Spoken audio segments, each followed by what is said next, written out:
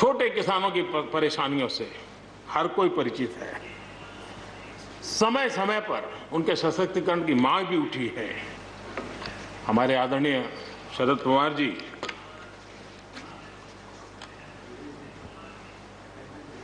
और कांग्रेस के भी हर किसी ने, हर सरकार ने कृषि सुधारों की वकालत की है।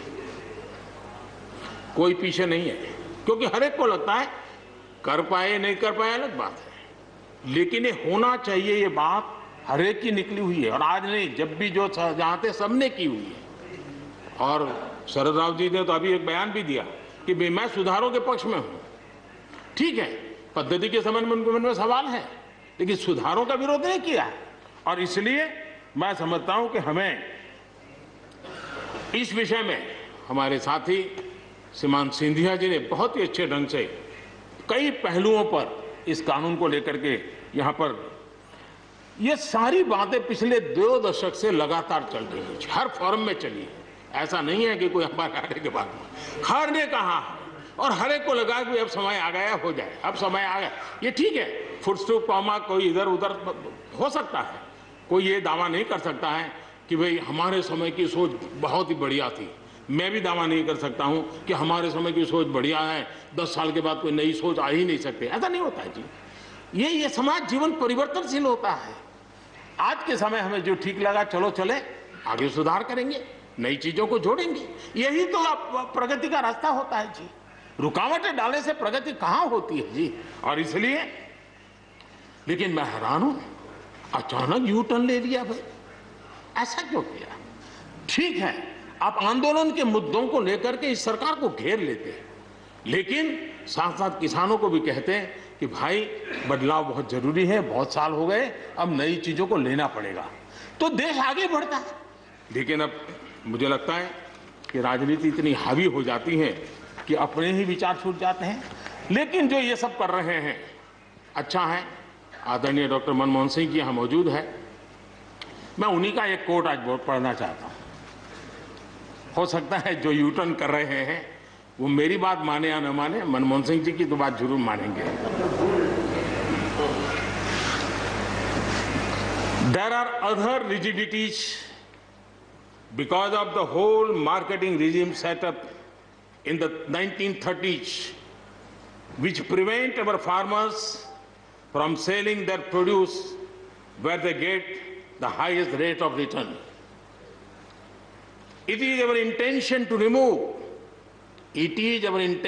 remove all those handicaps which come in the way of India realizing its vast potential as one large common market. ये आदरणीय मनमोहन सिंह जी का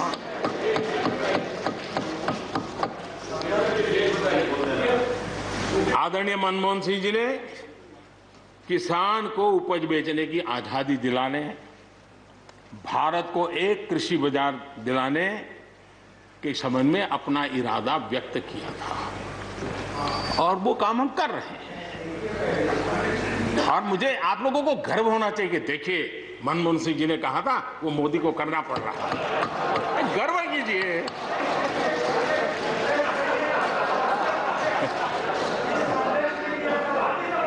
प्लीज प्लीज। और मजा ये है कि जो लोग पॉलिटिकल बयानबाजी करते हैं उछल उछल करके, उनके राज्यों में भी जब उनको मौका मिला है, इसी में से आधा अधूरा कुछ न कुछ किया ही किया है हर किसी ने। यहाँ जो विरोध में दल है उनकी भी जहाँ सरकारें हैं वहाँ आधा अधूरा कुछ न कुछ तो किया ही है, क्योंकि उनको भी मालूम है रास्ते का रास्ता तो यही है। और मैंने देखा इस चर्चा में लॉ का जो स्पिरिट है उस पर किसी की चर्चा नहीं हुई है। शिकायत दिया गया तरीका ठीक नहीं था, जल्दी कर दिया, इसको नहीं पूछा, ये रहता है। वो तो परिवार में शादी होती है तो भी फूफी नाराज होकर के कहती है मुझे कहाँ बुलाया। वो तो रहता है, इतना बड़ा बड़ा परिवार है तो रहता ही है।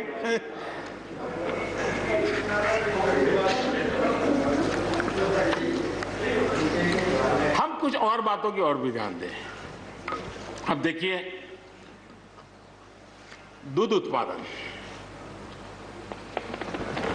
किसी बंधनों में बंधा हुआ नहीं है, न पशुपालक बंधनों में बंधा हुआ है, न दूध बंधनों में बंधा हुआ। लेकिन मजा देखिए, दूध के क्षेत्र में या तो प्राइवेट या कोऑपरेटिव, दोनों ने एक ऐसी बड़ी मजबूत चेन बनाई है, दोनों मिलकर के इस काम को कर रहे हैं और एक बेहतरीन सप्लाई चेन हमारे देश में बनी है। इसको हमने जो अच्छा है उसको, और ये मेरे काल में नहीं बना है, आप भी इसका गर्व कर सकते हैं, मेरे काल से पहले बना हुआ है, हमें गर्व करना चाहिए।